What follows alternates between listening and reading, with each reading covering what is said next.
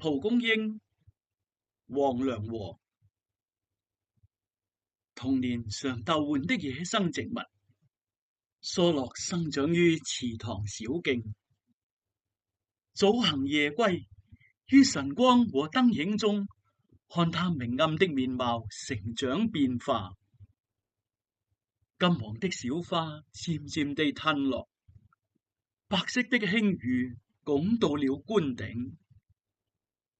我曾頑皮假冒清風，鼓氣把它遠遠吹送。